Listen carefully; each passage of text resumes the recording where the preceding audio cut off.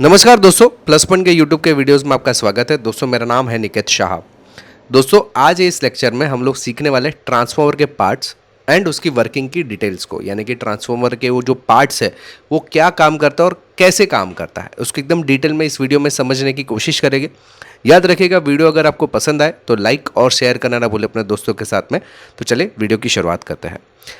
सबसे पहले ट्रांसफार्मर के जो पार्ट्स है बाहर से जो हमें दिखाई देते हैं वो इतने पार्ट्स है। कंजर्वेटिव टैंक रहता है, ब्रीदर रहता है, मेन टैंक आपको नज़र आ रहा है, लो वोल्टेज बुशेस आपको नज़र आ रहा है, टैंक कवर नज़र आ रहा है, ड्रेन ऑफ, कूलिंग ट्यूब्स। ये मेन जो पार्ट्स है वो आपको बाहरी भाग से दिखाई दे रहा है। लेकिन हम लोग ऐसे नहीं पढ़ेंगे, हम लोग एकदम डिटेल में पढ़ने वाले। तो सबसे पहले शुरुआत करते हैं मेन टैंक से। मेन टैंक की बात करूँ तो आपको इस तरीके से दिखाई देता है। ये जो बीच का जो हिस्सा है वो आपके लिए मेन टैंक है, ठीक है। अगर आप मेन टैंक के अंदर की तरफ देखोगे ना तो आपको इस तरीके से, आप देखिए यहाँ पे आपको दिखाई दे रहा है ब्लू कलर में आपको जो नजर आ रहा है, ये स्ट्रेट सीट लगाई हुई है, आड़ा सीट नहीं लगाया गया है। क्यों? क्योंकि इसके अंदर की जगह को बचाने के लिए।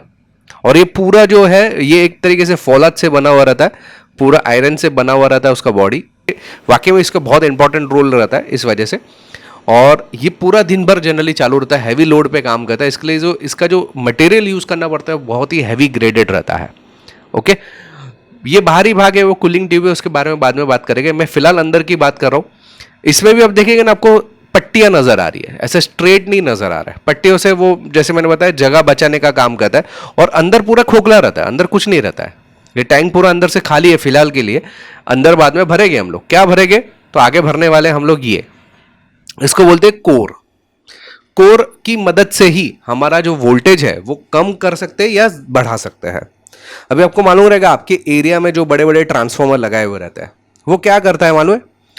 जो गवर्नमेंट पावर सप्लाई देती है वो 440 वोल्ट रहता है और आपके घर में आता है 230 वोल्ट, वो भी 3 फेज में। तो गवर्नमेंट ने जो सप्लाई भेजा है वो 440 वोल्ट को 230 वोल्ट में कन्वर्ट करने का काम ये कोर के जरिए होता है। और ये कोर किसके अंदर रहता है? तो टैंक के अंदर रहता है, ठीक है। टैंक के अंदर कैसे रहता है वो हम लोग बाद में बातचीत करते हैं। फिलहाल कोर को हम लोग पहले समझ लेते हैं। कोर जो रहता है ना वो ऐसे, ये जो मटेरियल आप देख सकते हैं इसको बोलते हैं कोर। ये वाला हिस्सों को हम लोग बोलते हैं कोर। और ये वाला जो हिस्सा है वो वाइंडिंग रहता है। वाइंडिंग हमारा कॉपर का वायर से बना हुआ रहता है। सिंपल, ये समझ में आया? ठीक है। कोर को और थोड़ा डिटेल में लेके जाते हैं। कोर में आप देख सकते हैं छोटी छोटी पट्टी आपको नजर आ रही है, उसको बोलते हैं लैमिनेटेड कोर्स। एक ऐसा सिंगल ब्लेड से बना हुआ पट्टिया रहता है, बहुत सारे रहती है। ऐसा सब पट्टियों को आपस में जोड़ के इसको जाड़ा कर दिया जाता है। इसको एक साथ में पूरा लोखंड का टुकड़ा बना के जाड़ा नहीं किया। ऐसा क्यों? इसके पीछे रीजन ये है कि उसमें ईडी करंट लॉसेस कम हो जाते हैं। बेसिकली पावर के लॉसेस को कम करने के लिए ऐसा किया जाता है, ठीक है। तो पावर का लॉसेस कम होगा तो हमारी एफिशिएंसी जो रहती है वो ज्यादा मिलेगी, यानी कि हमारा जो नुकसान होता है पावर का वो कम से कम हो। इसके लिए ऐसे छोटी छोटी पट्टियों से ये पूरा शेल या कोर बनाया जाता है, छोटी छोटी पट्टियों की। इसमें अलग अलग प्रकार है, हम लोग फिलहाल प्रकार पे बात नहीं करने वाले। मैं ऐसे खाली बताने की आपको कोशिश कर रहा हूं कि ऐसे छोटे छोटे ब्लेड से पूरा कोर बनाया जाता है। कोर के बाद उसके ऊपर आपको एंड में ये जो कोर एक साथ में बैठ गए तो ये सब कोर के बीच में भी थोड़े बहुत गैपिंग्स रह जाता है, हवा का गैपिंग रहता है। और ट्रांसफार्मर का एक पहला नियम, कहीं पे भी कुछ भी गैपिंग नहीं होना चाहिए। गैपिंग होगा तो लॉसेस होगे ही होगे, ठीक है। तो गैपिंग ना हो इसके लिए उस पर वो वार्निश लगाया जाता है। आप देख सकते हैं यहां पे ये जो कोर है उसके ऊपर वार्निश लगाया जाता है। हालांकि बाद में लगाते हैं, पहले उसके ऊपर वाइंडिंग कर लेते हैं उसके बाद में, यानी कि जो वाइंडिंग है ना वो पहले करते हैं उसके बाद में वार्निश लगाते। तो वाइंडिंग के पहले बात कर दूं तो वाइंडिंग कुछ इस प्रकार से होती है। ये आप देख सकते हैं ये एक ट्रांसफार्मर का ही वाइंडिंग आपको नजर आ रहा है। ये 3 फेज का ही है, लेकिन इसमें दोनों वाइंडिंग है, प्राइमरी और सेकेंडरी। ये प्राइमरी वाइंडिंग क्या है? जहां से करंट आता है, और सेकेंडरी जहां से करंट जाने वाला है बाहर, उसको बोलते हैं सेकेंडरी। आने वाले को बोलते हैं प्राइमरी, जाने वाले को बोलते हैं सेकेंडरी। तो आप अंदर की तरफ आप देखोगे ना तो ये जो अंदरी हिस्सा है वो आपके लिए प्राइमरी वाइंडिंग है, और बाहरी हिस्सा आप देख रहे हैं वो सेकेंडरी वाइंडिंग है। दोनों को अलग किया जाता है। दोनों के बीच में आप देख सकते हैं यहाँ पे कुछ पट्टी जैसा नजर आ रहा है। ये दोनों ही वाइंडिंग को थोड़ा सा अलग रखा जाता है। आप देख सकते हैं यहां पे तो साफ साफ आपको नजर आ रहा है ये प्राइमरी और सेकेंडरी। यहां पे आपको साफ साफ नहीं नजर आ रहा है, तो इसमें प्राइमरी और सेकेंडरी ऐसे है। तो अलग अलग प्रकार रहते हैं, लेकिन आपके जनरली ट्रांसफार्मर में इस तरीके से वाइंडिंग किया जाता है। समझ में आ रही है बात? ये आपका कोर है, और कोर के आजू बाजू में, कोर के ऊपर समझो यहां पे है तो ये बाजू और ये बाजू आपको वाइंडिंग की जाती है, प्राइमरी और सेकेंडरी की। ये पूरा वाइंडिंग होने के बाद उसको वार्निश से ऐसा पूरा पैक कर दिया जाता है। क्यों? क्योंकि ईडी करंट जनरेट ना हो और इन ये सबके बीच में एयर गैप ना हो। इतना समझ में आया? तो ये है हमारा कोर। अभी कोर कहां पे बैठता है? तो हमारा, मैंने आपको बताया मेन टैंक, ये मेन टैंक जो है वो अभी फिलहाल खाली है। इसके ऊपर में बाद मैंने कोर के बारे में लिया और ये कोर को डाला जाता है मेन टैंक के अंदर। आप देख सकते हैं यहां पे ये जो मेन टैंक है जो खाली था पहले, उसके अंदर ऐसा कोर को डाल दिया जाता है और ऊपर ऐसे बुशेस लगा दिए जाते हैं जहां पे हम लोग सप्लाई देते हैं या लेते हैं जहां से। इतना क्लियर है?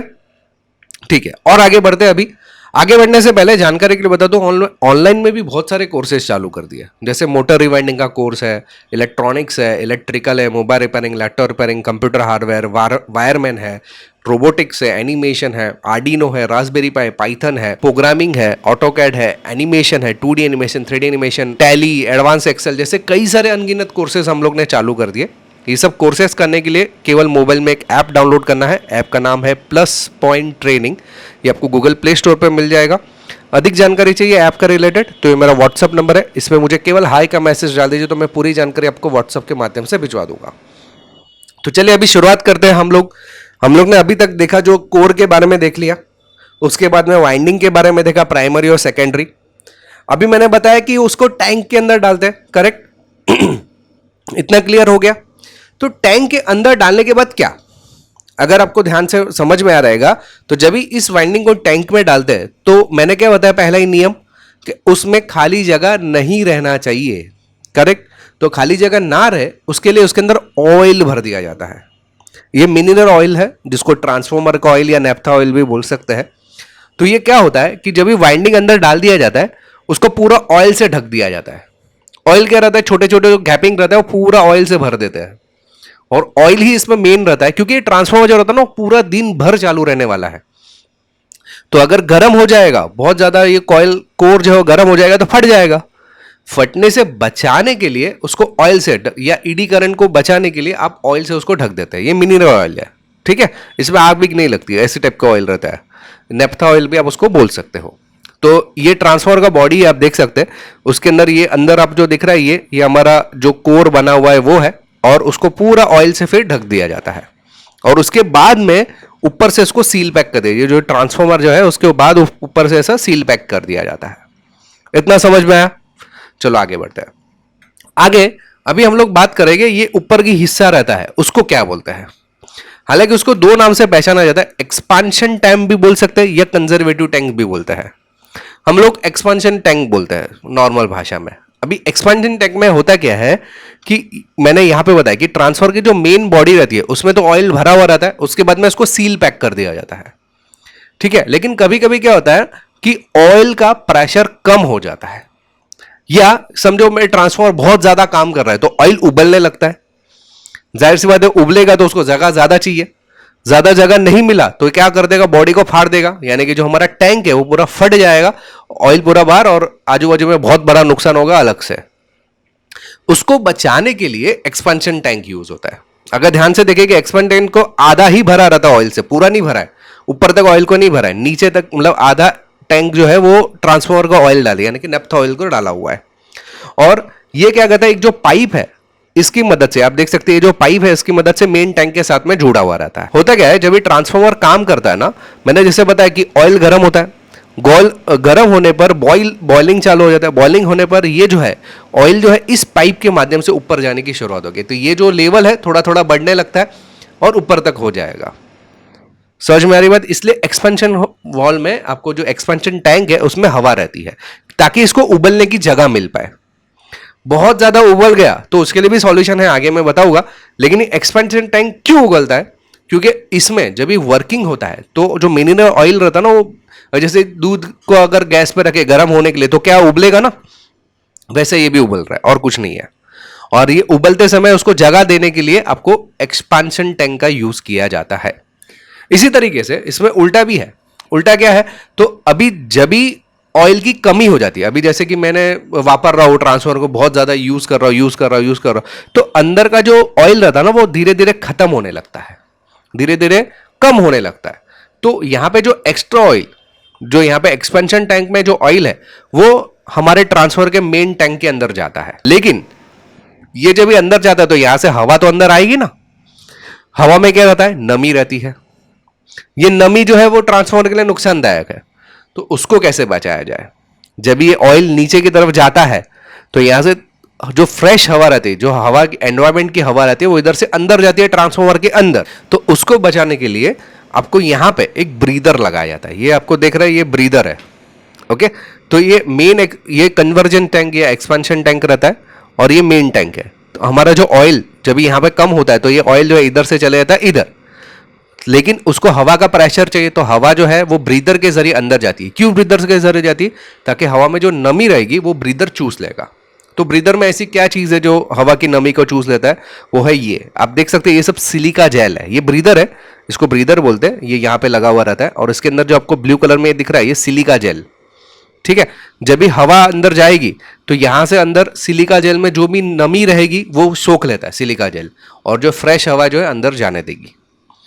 लेकिन ये जो धूल मिट्टी भी जाती है उसके साथ में, ये सिलिका जेल उसको रोक नहीं सकता है। तो उसको बचाने के लिए नीचे की तरफ ऐसा ऑयल भर दिया जाता है। हमारा जो सिलिका जेल रहता है, ब्रीदर जो रहता है, उसके नीचे की तरफ ऐसा आपको ऑयल नजर आ रहा है, करेक्ट। ये दिख रहा है, ये गंदा ऑयल है, ये अच्छा ऑयल है, ये नया ब्रीदर रहेगा इसके लिए। तो जब भी हवा में से यहाँ से हवा अंदर जाती है तो हवा में जो धूल मिट्टी रहेगी ऑयल चिपक जाता, ऑयल उसको खींच लेता है, सिलिका जेल के जरिए अंदर जाएगा तो ये नमी भी सोख लेगा, और बाद में हवा जो है अच्छी हवा, फ्रेश हवा, विदाउट नमी वाली हवा हमारे एक्सपेंशन टैंक में जाएगी, और जिसकी मदद से हमारा मेन टैंक में जा सकती है। तो ये फायदा होता है, इसके लिए आपको ब्रीदर लगाया जाता है। ब्रीदर का काम समझ में है। इसी तरीके से आपको यहाँ पे साइड में आपको यहाँ पे ड्रेन आउट नजर आ रहा है, ये आपको नल जैसा नजर आ रहा है ना, ये ड्रेन आउट है। कभी ऐसा हो गया कि 2-3 साल 4 साल हो गए, ट्रांसफर का ऑयल बदली करने की जब भी बात आती है तो ये ड्रेन आउट करना पड़ता है। ये खाली आपको नल खोल देना पड़ता है, तो अंदर का जो भी ऑयल रहता है, जूना पुराना जो ऑयल रहता है, उसको बाहर निकाल दिया जाता है और दूसरा ऑयल जो रहता है वो रिफिल किया जाता है। तो इसके लिए ड्रेन आउट का ऑप्शन यहाँ पे नजर आ रहा है। समझ में है ड्रेन आउट। अभी इसमें एक इंपॉर्टेंट चीज है, वो है ये, इसको बोलते हैं बुचोस रिले। ये देख रहे हैं यहाँ पे बुचोस रिले। ये बेसिकली क्या करता है कि मैंने अभी बताया थोड़ी देर पहले ही कि एक्सपेंशन टैंक में से जो है ऑयल जो है इसके अंदर जाता है, या इसमें जो भी गर्म होता है तो गर्म ऑयल जो है यहाँ से जाता है एक्सपेंशन में जाता है। लेकिन कभी कभी ऐसा होता है बहुत ज्यादा उबलने लगता है, बहुत ज्यादा लोड आ गया, बहुत ज्यादा उबल रहा है और फटने की कगार पर ही है, तो क्या होगा, उस समय हमारा बुचोस रिले काम करेगा। बुचोस रिले क्या करेगा, टेम्परेचर के ऊपर काम करता है।